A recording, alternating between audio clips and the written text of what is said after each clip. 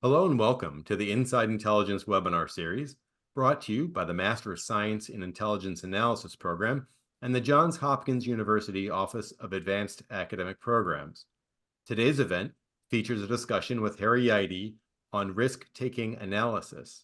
My name is Peter Huggins, and I'm the event producer. Please note, today's event will be recorded and uploaded to the AAP YouTube channel under the Inside Intelligence playlist. During the program, if you have any questions, please feel free to use the Q&A function, and we'll answer as many questions as possible during the latter portion of the event. With that, I will turn over the presentation to our moderator, Dr. Michael Ard, Program Director and Senior Lecturer for the Master of Science in Intelligence Analysis program. Peter, thank you very much, and welcome everyone to Inside Intelligence.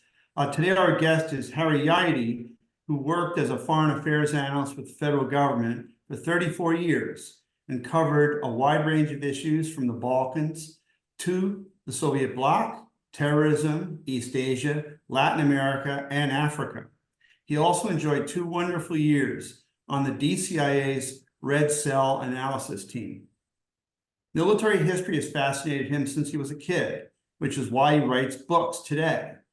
Betting Against America, his latest, is his 9th published work since 2002.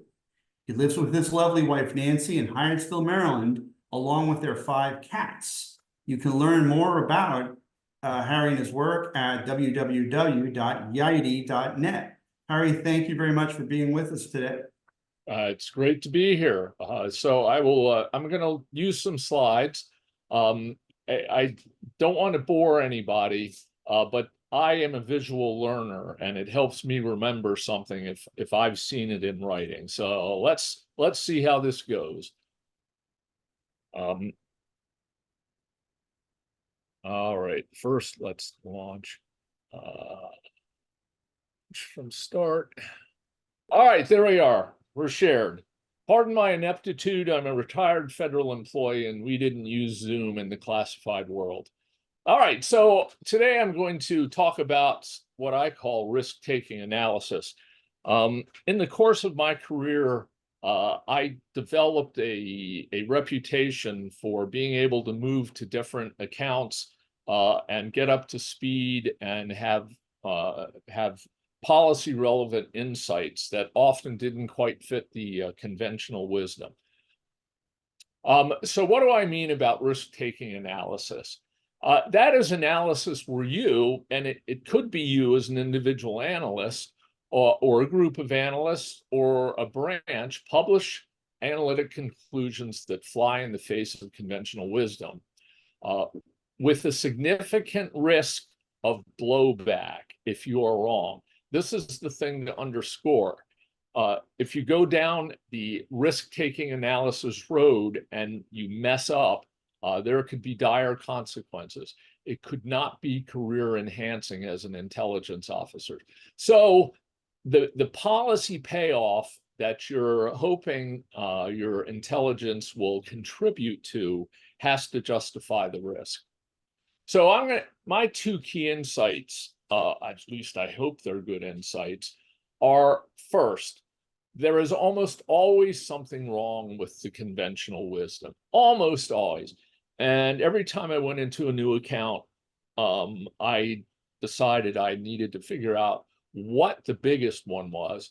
And secondly, when I became the conventional wisdom on that account, I decided it was time I had to go. I simply had to go because, I was now locked into a way of thinking about the world. The second key insight I want to share is that the tool I used personally was to look for anomalies in the reporting that, if you thought them through, had dire consequences for the conventional wisdom. I mean, there are anomalies in the reporting all the time. It's white noise. There is bad reporting. There is cockamamie reporting. But I was good at spotting things that didn't fit that mattered. So getting back to that first point, there's always something wrong with the conventional wisdom. I mean, the real problem is that sometimes what everybody thinks is going on leaves a blind spot for something critical. I mean, it could be a dog that's not barking, which is why nobody's paying attention to it. I will also say that if you go into the intelligence business, your account matters. In my career, I never worked on a normal country like France or Spain. All of my accounts were dictatorships or had, well, they were going to break up, or they had insurgencies, or they had political instability, a failing one-party state, massive narcotics trafficking. Those are the accounts where the conventional wisdom is most likely to be missing something important, and it's a happy hunting ground for risk-taking analysis. Look, getting back to the anomalies again, there are always anomalies. You need to spot stuff that when you play it out in your mind, you can see the dominoes that lead to something that would be really challenging to U.S. policy. And the first thing you would do is look and see whether there is other information that already exists in the stuff that nobody was paying attention to. Is there overlooked information? That could help you build a case pretty quickly. And secondly, you can keep it in mind and seek more collection if you have that ability. So what is success in risk-taking analysis? In my view, it's convincing your colleagues to abandon the conventional wisdom and get on board with analysis that's going to challenge the policymakers with something out of their mainstream view of the world. What they do with it when you provide that information is beyond your control. And I will talk about that a bit later. I'm going to give you 3 of my personal experiences in a few minutes. Caveats. So I've been out of the business for 10 years, so a lot of things may have changed. If you saw Jay Oakey's presentation in this forum, he talked about a lot of techniques that are available for analysts to do alternative analysis and scenario work and stuff like that, which came into being, or at least were officially blessed after the Iraq WMD intelligence fiasco. So the tools are there, but that doesn't necessarily mean that in any given unit there's a genuine, heartfelt cultural acceptance of this kind of thing. And if you're a lonely analyst who has a daring thesis, it can still be, I think, pretty hard to get people on board with the idea. You have to, if you want to go down this road, you have to be fearless, and you have to dare to be spectacularly wrong. There's no way around it. If you're a timid person, this is not for you. You have to be willing to face the music if it blows up in your face. If you're thinking about an intelligence career, I would add that you need to establish some chops for people to take you seriously. You need to have made good intelligence calls on difficult problems and shown that you have the ability to do really good analysis, or nobody's going to pay attention to you. So what are you dealing with if you want to change the way people think about the world? In my experience, many analysts become comfortable with the story that their unit is telling policymakers. And like 2 decades ago, the CIA brought in some social scientists who, use methodology or surveys or whatever. I don't really remember. But they came to the conclusion that analysts by nature are fairly risk averse. So that's sort of the challenging cultural milieu. What does that mean? Well, confirmation bias creeps in. And people believe only information that matches their story. I worked on a major account that I'm not going to talk about today, where analysts bought into reporting that said a leadership transition was going to go one way and completely ignored, never even referred in production to the large amount of contrary reporting. They were just so locked in to confirmation bias. No analyst wants to write conclusions that could turn out to be wrong. So, there's a fear element. Again, you have to be fearless. It is not career enhancing if you screw up a major intelligence call. Now, in fairness, it's sort of a necessity for a unit to have a conventional wisdom, a storyline, they called it when I started at the agency. You can't address a country or weapons of mass destruction or narcotics trafficking or whatever your issue is with scattershot stories. They all have to hang together, and you have to be on top of trend lines that presumably help you make some reasonably good guesses about what might happen in the future. So you have to have a consistent story. And unfortunately, there's a sort of systemic inclination to have a story that is not at least offensive to the policy community, a story that to some extent jibes with what the policy story is, because your analysis is worthless if policymakers aren't using it. And if they view you as, somebody who cries wolf all the time, they're not going to pay any attention to you. They're just going to screen you out. And as I mentioned earlier, policymakers, they do not welcome unhelpful analysis, they called it.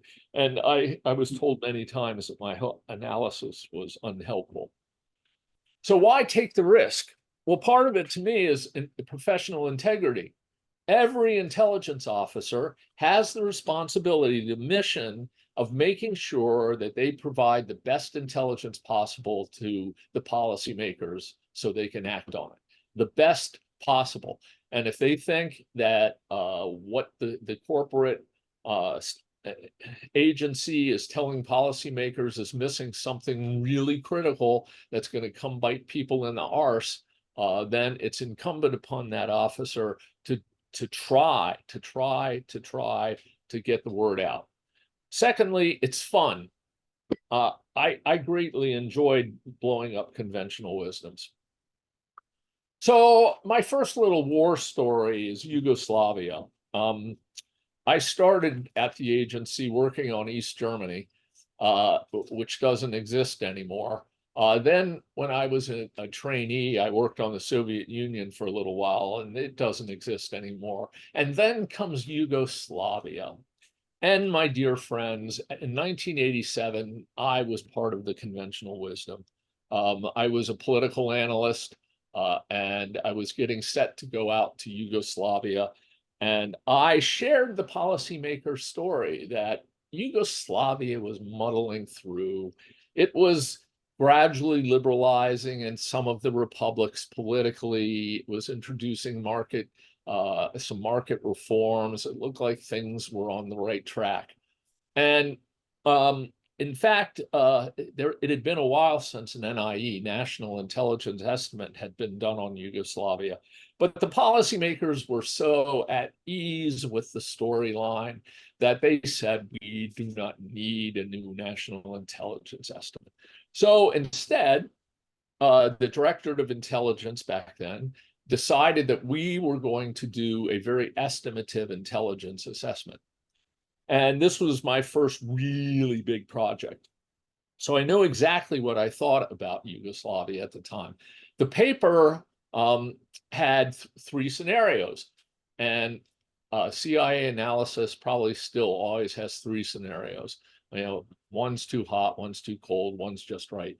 But in this case, just right was the first one. Most likely scenario comes first, and that was the conventional wisdom. The second scenario was that communist hardliners would crack down.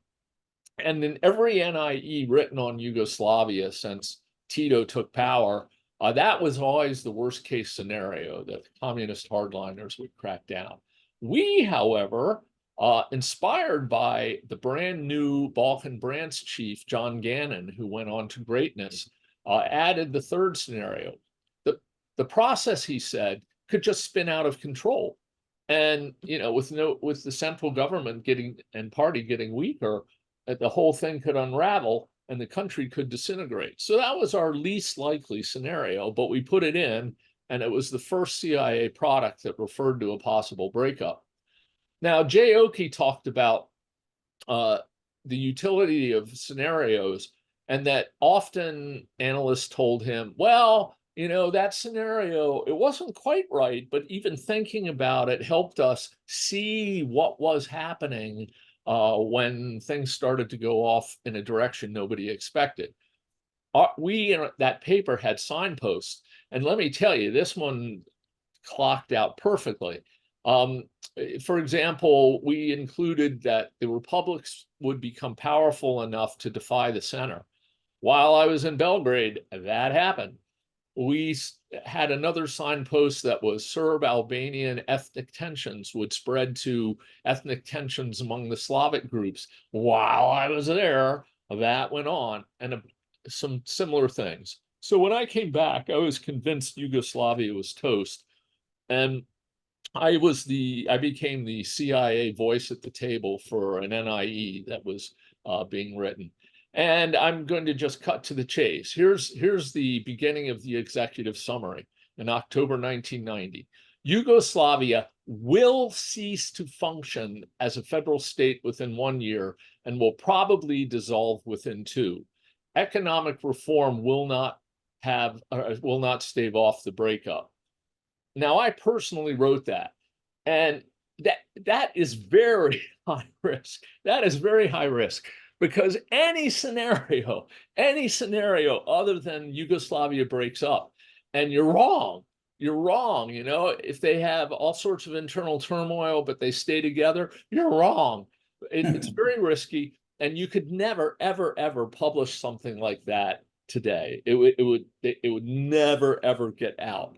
But what was amazing was that the intelligence community as a corporate body came around to this. There was no dissent. There was not even a footnote taken objecting to some part of the estimate.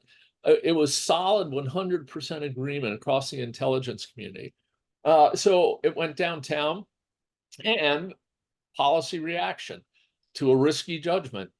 They said, well, James Baker put it most succinctly, you're wrong. Yugoslavia is going to muddle through. And US policy insisted that Yugoslavia stay together until half a year after Slovenia and Croatia seceded. So there's one policy outcome. This was another of my favorite experiments in risky analysis. I was a senior division analyst in 1997 working on Central Eurasia. And in one large country in the region, a religious party had won a free and fair election and established a government that looked like it was threatening secular institutions that had been in place since the country was founded as a modern entity. And one morning I came in, and this is a very good anomaly. There was a short press item, no more than a paragraph, that said that a tank had, quote, broken down in a major city, in the main square of the religious party's political stronghold. And this little press item leapt out at me as a super anomaly, because that would not have happened. That would not have happened unless very senior military leadership had ordered it to happen. And to me, that was the non-noisy shot across a bow. And it rejiggered the way I was looking at other very public pieces of information involving various forms of pressure the military was putting on the religious party government. And that morning at a branch meeting with the responsible analysts, I put all those pieces together for them. And I said, I think a slow motion coup has begun. Well, the branch chief had lived through a coup earlier, and he was very he was very responsive in a positive way.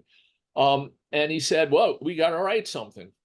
Now, I just want to emphasize that there was no direct evidence whatsoever. And we were going down the path of writing intelligence analysis, saying that we thought a coup had started in this country. But when it got to the front office, they said, well, darn it, it's got to be a president's daily brief. So now we're writing something that's going to go to the president with no direct evidence whatsoever. Now, what happened in this case was that the leadership and the directorate realized that at minimum, the ambassador in this country was going to flip out, and that there could be other similar reactions to this. So the draft was forwarded downrange, and lo and behold, there was in fact some hard evidence, and it hadn't gone anywhere because they were so skeptical about the hard evidence. But once we had given them a context, all of a sudden their information made perfect sense. So by the time we actually produced something, it looked like a real intelligence product, and it had all started with no evidence whatsoever. So that was a case where, again, the corporate system worked. We took on the conventional wisdom, and the denouement was that policymakers didn't do anything. And it wasn't like Yugoslavia. They believed us, but they were kind of okay with it. So our last, I am sorry about that. Somehow I killed it. There we are. Yeah, all right. I whacked my keyboard. All right, my last war story involves Al-Qaeda in East Africa. In 2006, I was given a directed assignment to the National Counterterrorism Center, which did not please me in the least because I'd already done one terrorism rotation. And I hated terrorism analysis because risk aversion in the CT world is the effect is inverted. In regular analysis, you don't want to say anything that could blow up in your face. It's wrong.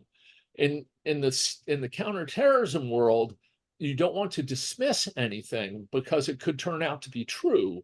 So, there was very little filtering going on. There was all sort of crap threat reporting that would come in, and people had to pay attention to it. And I didn't like it because I'm a big picture guy, and almost all the interesting answers were very finite, to the extent that they were so finite that they would support, going out and taking out some terrorist. And I just didn't find that interesting. In any event, the conventional wisdom on Al-Qaeda in East Africa, AQEA, was, of course, that they were as they had done in the past. They were devoted to plotting more attacks against the United States and Israeli interests. Plotting. Well, since I was coming in and didn't know anything about my new subject, I again got on top of the reporting, and I read it all at the same time, basically. Went through it. And what was interesting was that there are a whole bunch of anomalies to that plotting story. For example, AQEA had sent a very respected religious figure who was not part of the organization but was acting on its behalf to an Arab country where he was trying to recruit people who knew things about government finance, banking, IT, public health, things that had nothing whatsoever to do with terrorism, but might well have something to do with folks you would need if you were planning to take over a country and have to run a government in a place where nobody had received any education in decades. There was also information that AQEA was buying quantities of boots and military uniforms. There was information that AQEA was providing small unit training and marksmanship training to unknown parties, but Somalis. And I put all this stuff together, and it looked to me very much like they were not spending all their time plotting. They were building a military organization. And they were, in fact, at the time, becoming the most effective military power in the Islamic courts. So I shopped this around in the intelligence community informally, and I got nothing. Nobody agreed with this interpretation. So being the senior analyst and having the post-WMD tools available, I decided I was going to write an alternative analysis. And now, collecting more intelligence. With terrorism, it's a hard target. It's hard to do. You can do it, but it's hard. It takes time. So what I did was I went to a military database called Harmony, which had in it vast numbers of English translations of documents captured in Afghanistan. And there I found that Abu Talha, who was the head of AQEA, had been in Somalia before. In fact, Al-Qaeda had sent a team to Somalia during the American humanitarian intervention that led to Black Hawk Down. And its mission had been to build an Islamic army in Somalia. And I found this just hilarious. They pulled the plug on the operation because they decided it was too dangerous there. And they went back to Afghanistan. But I included all this information, this solid historical evidence that they had in fact tried this before, and I published my alternative analysis. Well, it had a real impact in parts of the intelligence community, particularly downrange. And people down there started suddenly looking for evidence that something like this was going on, and that started percolating up. And there was an analyst at DIA who remembered a report everybody else had forgotten that said bin Laden had told one of the junior members in AQEA before he left Afghanistan, "We want you to do this." And what was AQEA doing? It was creating Al-Shabaab. And you are all aware that Al-Shabaab, sadly, is still a going concern. So enough momentum built that the intelligence community as a corporate entity more or less bought on to the alternative analysis. And we did a PDB. Now, it's the real world, and everything is the art of compromise. So in the PDB, I had to accept putting in, even though I didn't think they were wasting their time on it, I had to put in that they were still plotting against US and Israeli targets. To my knowledge, they never launched any of those attacks. Anyway, so that went to the policymakers, and they believed it. And I will say nothing other than it is a matter of public record that Ethiopia invaded Somalia to deal with exactly these people. This is a picture of two juvenile bald eagles I took this morning. I just like the theme. So my message to you is be fearless like an eagle if you want to do this. Now, I write military history now, and my life as an analyst really had a big impact on the way I went about it. When I started, I thought I was telling the story of American veterans. I picked topics that nobody had written about. In fact, my dear friend Michael Ard was the guy who talked me into writing my first book on separate tank battalions.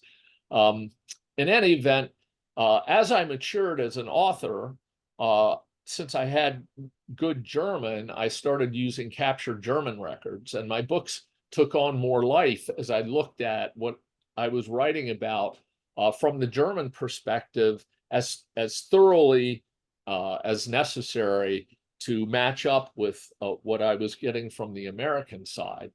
And my last two books were outright Red Cell-ish. My previous book was Fighting Patton, and in that book I looked at what the Germans primarily really thought about George Patton. Those of you who have seen the movie know the myth that they thought he was the most dangerous enemy commander, and they tracked his movements and so on. And basically, well, that part certainly isn't true. But then my latest book, Betting Against America, was I wrote that based almost entirely on reports from the Axis side of the Hill. And it's a red team. I broadcast it as a red team analysis of World War II. I got into their heads, and I tried to convey to an American reader why the decisions they made sense to them at the time, and also how during the course of the war their vision changed. And I identify their all crap moments when they realized that they were going to lose the war. So past has affected my present. And with that, I will call it quits on this, and we can do some questions if you would like. Great. Thank you very much, Harry. That's outstanding. Thank you very much. Yeah, that was really interesting. There's a few questions that I have, and then I'd like to go to our audience, who I'm sure have a lot more.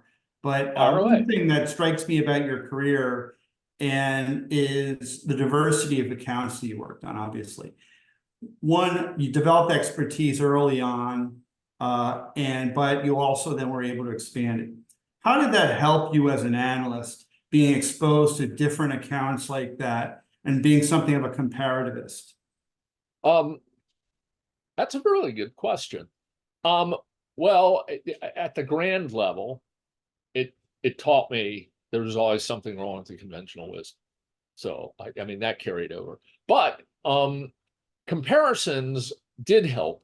For example, I worked on Yugoslavia, where the Communist Party, a ruling party, lost control of things. I then worked on a country where a long ruling elite and party lost power. Then you and I worked together on a country where, in effect, a single party state was losing power. And there was commonality across these issues and drivers and so on. And I think it helped me identify what you needed to be looking at to get a good fix on where things were going. And it also it taught you that you really had to try to put yourself in the shoes of the other guy, and that in human politics and political conflict and so on, there are certain things that political leaders almost everywhere are going to wind up having to deal with. So once you've seen one set of leaders try to grapple with these problems, it again sort of helps you parse out the reactions of leaders in other places.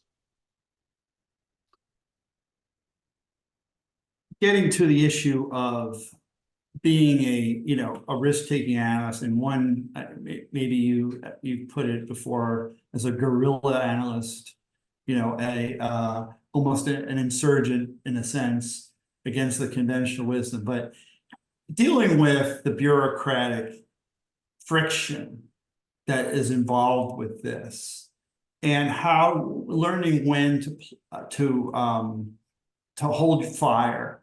How do you manage this sort of prudential element to this? Well, yes, you have to learn what is possible, and often you have to be patient. You, Mr. Ard, taught me Solzhenitsyn's phrase, "the pitiless crowbar of events," and if you tee up the possibility that something else is going on, and events transpire that provide ever more evidence that in fact that's where things are headed, you can eventually get agreement on some things through just the pure passage of time and something becoming more and more clear to more and more people. So that's Right. one way to go.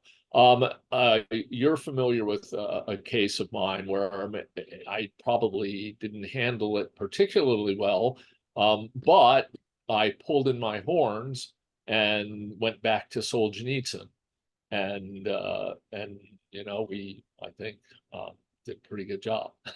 So yeah, you cannot, if you were going to be promoted as an analyst at CIA beyond like a GS-13, you have to have a reputation that is directorate wide.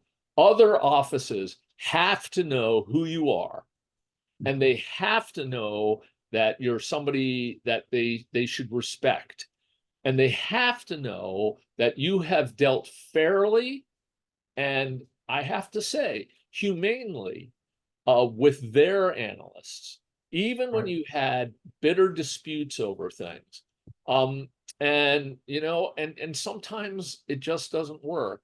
We had a case with an analyst on Russia who I organized an entire conference to get this guy to broaden his mind about what the Russians were doing in the Balkans, and it just never worked, and he wouldn't take any of our coordination. And I just, at some point you just say, the heck with it.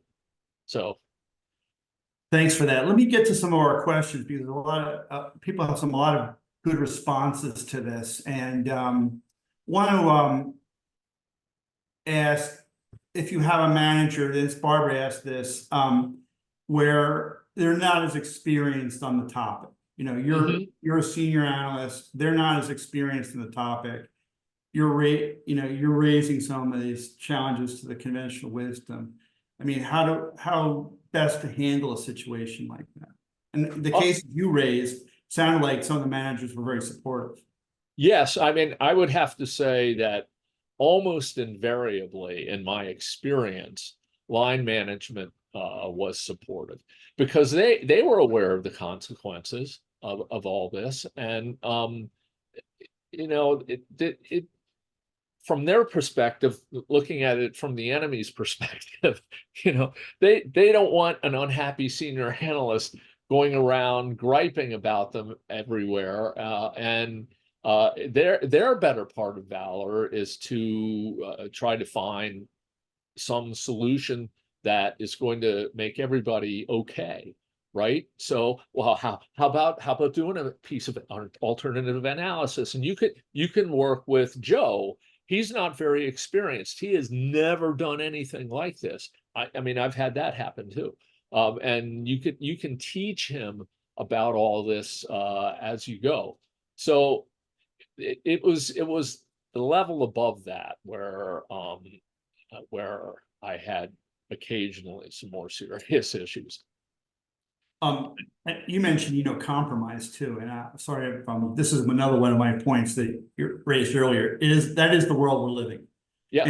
And you sometimes you have to pay some homage to the conventional wisdom sometimes when you're trying to prevent something. I mean, rule of thumb, what can you live with? Yes. What can you live with? Where do you draw the line? Do no harm. If there's an analytic line that does no harm, yeah, you can work with it. Right. Absolutely. As long as the key message is getting out. Barbara has another interesting question, kind of something I was thinking of too when we were talking about this, is about ICD 302, analytic standards. They've been around now for 18 years or some. So you've operated under those standards as well, and you knew the situation before that. Not that they weren't standards, but when you talk about Yugoslavia, it was very intuitive, very deductive, I think. There was something and there was some things where you couldn't necessarily pull evidence to support it, perhaps. Are we in a situation now where it would be very hard to do something like a report like that? Well, okay, so Yugoslavia, we had essentially no secrets. That was all open source. And fortunately, we had a lot of analysts who were language qualified, so we could use directly the media in Yugoslavia, and it had liberalized enough that there were some pretty darn good papers out there that told you really what was going on. So nowadays, I guess I would think that if you're not dealing with a hard target, maybe given the plethora of information, I mean, maybe this is somewhere, God, I hate to say this, maybe this is somewhere that AI could help, because you have to figure out what sources of information you can count on. I fear AI because of my devotion to anomaly analysis. And I fear AI would be clueless when it comes to spotting an anomaly that matters. But yeah, I think that if you had enough open source information, open source is, it's an official ent, and I think you could build a case on that, I think. Or you follow up with collection, and if you have the means, I mean, North Korea, right, you're never gonna, but yeah. Sometimes having a conference, getting in new voices from the outside can help try to get other ideas out there. Maybe that can help advance the different analytic line. Yep, maybe so. I will say that in my experience, the academic world, if you're dealing with a breaking situation, a fast moving situation, that academics tend not to be as helpful as they are in helping you understand sort of basic dynamics in a country, and maybe basic political fault lines and philosophies, and this guy comes from that part of the country, so he's likely to, that kind of thing. They really can help you, but yeah, and unless they're constantly monitoring the current media, I'm not sure they're all that helpful. Getting back to our questions, Holly asked about the question is about challenging or sharpening risky analysis. She says, as your examples illustrate, intelligence analysis, it is a team sport. Specifically, I'd like to hear more about the importance of innocent questions in changing people's minds. It strikes me that for analysts developing their chops, the ability to ask questions like that are key. Yeah. Well, you can go along and get along, or you can show that you're developing insights, and you can develop insights that are harmless and add to the conventional wisdom. But as an analytic craft, you would hope that you would become better and better at separating the wheat from chaff and seeing how the pieces fit together. And that requires you to ask, at least of yourself, the right questions, right? And maybe ask the collectors the right questions. But this is the kind of thing that you can do you know, God, I hope they don't do branch meetings by the equivalent of Zoom now. I mean, I hope they sit together in a room and talk about what's going on, and you can throw an idea out and people can debate it and whatever else. Did I misunderstand the question, or is that I think, no, I think you're tracking it. I think you're okay? tracking it, yeah. That's how I interpret it too. I hope that helps, Holly. And Dennis also asked about, we're getting back to this idea on compromise. But when do you need to hold firm? I mean, when, for an analyst, do you need to stand on, and you can do no other, right? You Right. need to hold, right. Well, if what somebody is trying to say is wrong, I mean, that's, or if I think back to something from our experience, if it's not supportable by any real evidence, if it's totally derived from saying, well, it's like this somewhere else, and it's probably like this here too. You got to stand firm and hold your principles, and not go along with something that's wrong. That's where you have to draw the line. I think I like That doesn't come up that often. I don't think it does either, but there are some times where, Barry Zuloff was talking with us about moral courage and analysis. And sometimes it's not just things to avoid, it's things you have to do. And you have to be able to, sometimes you have to take a stand against something that you think is just off. Yeah, sometimes you do. Absolutely. Sometimes you do. And, again, you have, there's an element of courage.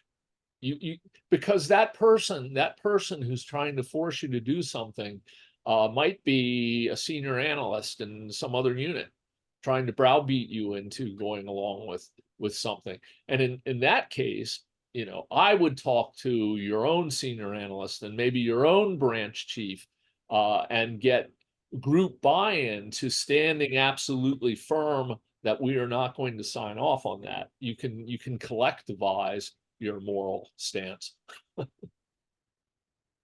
Yeah, I've talked to some people about, okay, there's a question here about training yourself to think like this, training yourself and turn to think alternatively. You spent, as you mentioned in your short bio, 2 years on the DCIA's Red Cell. Yeah. What was that experience like, and how it helped you hone your craft in alternative analysis? Well, I would say I was a fully developed bomb thrower by the time I got to the Red Cell. I'll answer that question, but in terms of what makes you think differently, we had this. They make you do these self-realization groups and stuff and the analytic directorate, where you have some model of the moment, and we were doing one of these, and I was talking to a relatively junior analyst about our past and what kind of thing. The question was, what kind of things do you read that affect your profession?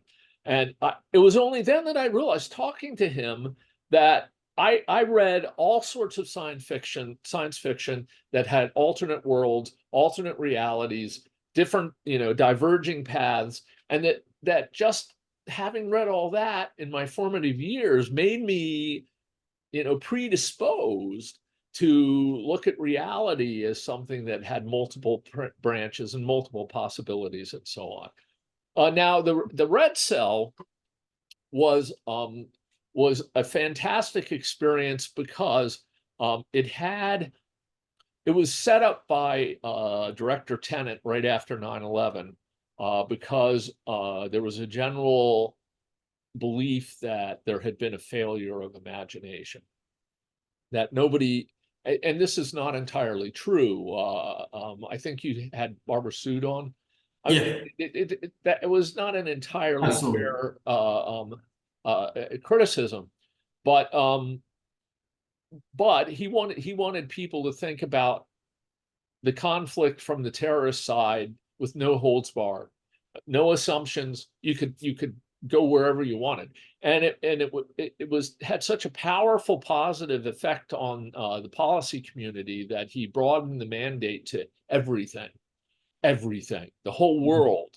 And oh my God, that was great, because you could see something going on in, say, Iran or Taiwan or whatever else, and think it out.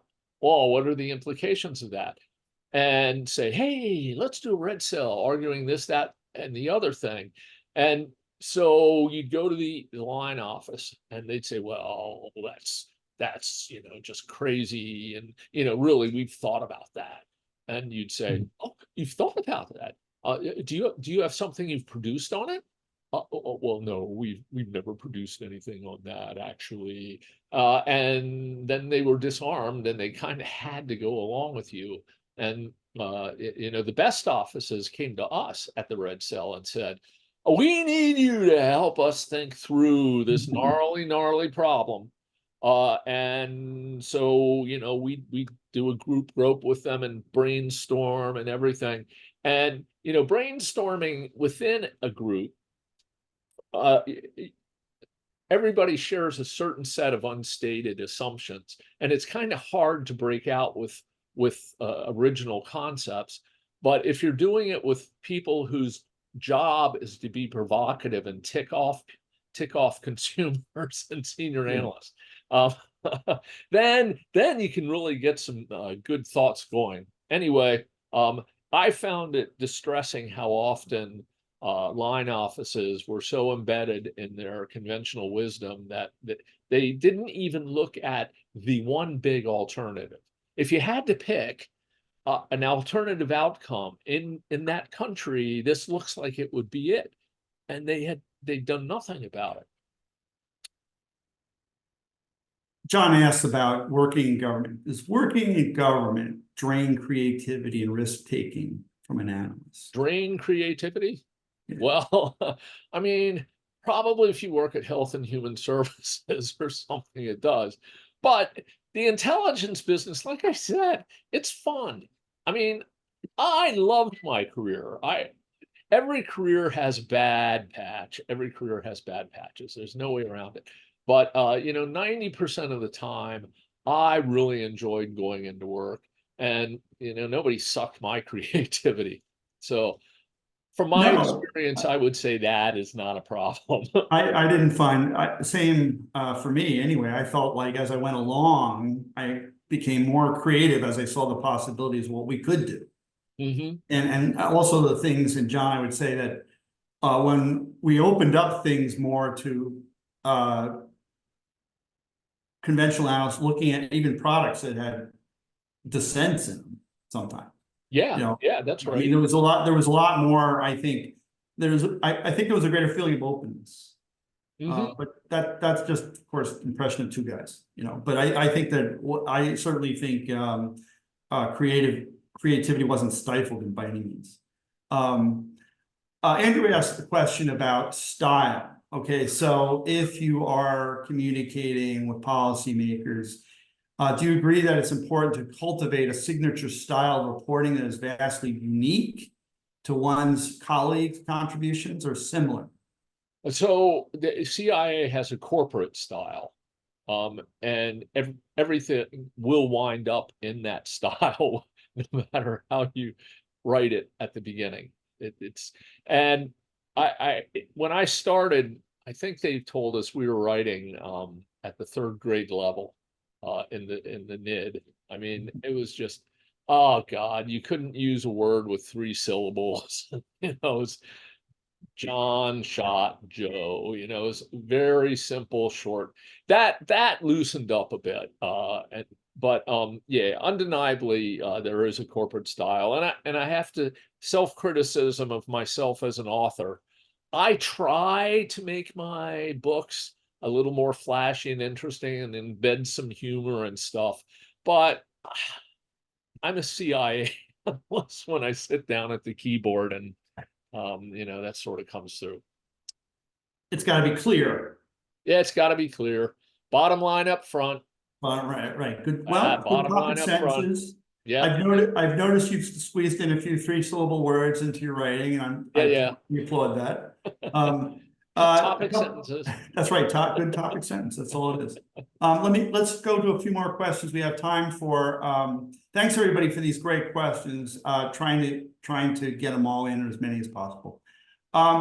Developing expertise. Ian asked about that, the importance, and of course, that's how you begin. As a subject matter expert, how do you keep, as an expert, from falling into the habits of conventional wisdom? Well, it takes, I mean, I guess it strikes me that it's to some extent personality dependent, that that some people like the life nice and orderly and they like their storyline, but you can train yourself, I think, to do things like looking for anomalies.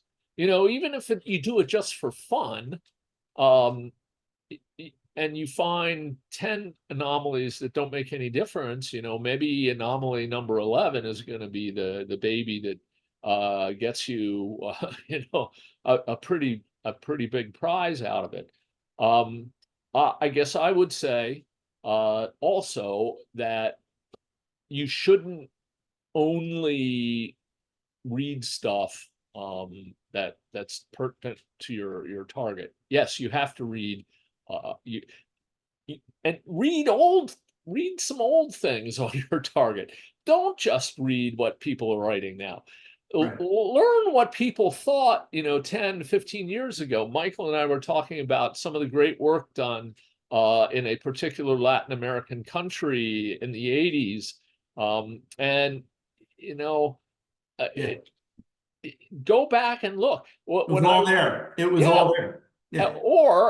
And most people probably wouldn't go to this. When I took on some responsibility for Colombia, there was this argument over the FARC. Was it really an insurgency, like a real insurgency, or was it just a narcotics gang? So I went to the National Archives and I pulled all the embassy and defense attaché reporting from when the FARC emerged. And it was crystal clear. It was a classic rural-based insurgency with the usual grievances. But everybody had forgotten about that. So you can add 3 dimensions to your expertise by going to sources that other analysts, they're chained to their computer. They're looking at their inbox and stuff like that. Find other things, and again, read stuff that makes you think. It's not related to your job. That's great advice, and also to our students out there. And I think that Harry's career is indicative of this. Getting to the country that you're studying can be incredibly eye-opening, and you probably will never think about it the same way. And it's not always that easy to do it from a desktop to really understand what's going on in a place. That's true. And I like the last message about reading everything and being broad-minded in your reading, because I think this is something which is hard to do. It's your busy job, but getting back to some of the old reporting on things, old books, can really open up a lot of vistas for your analysis. We want to thank Harry Yeide for being with us today. This was a great talk, Harry. Thank you very much for coming, talking about risk-taking analysis with us. We have a couple events coming up for Inside Intelligence. We'll be talking in October with Avner Bernea about intelligence failure in Israel. That's on October 16. And I think it's October 28th. David Shedd is going to be with us, former head of DIA and a senior executive with ODNI, and he'll be talking about the ODNI at 20, and that's at the end of October. So keep an eye out, everybody, for those events. And we'd like to thank Harry for being with us. Thank you all for being with us, and we'll see you next time. Thank you for the invitation.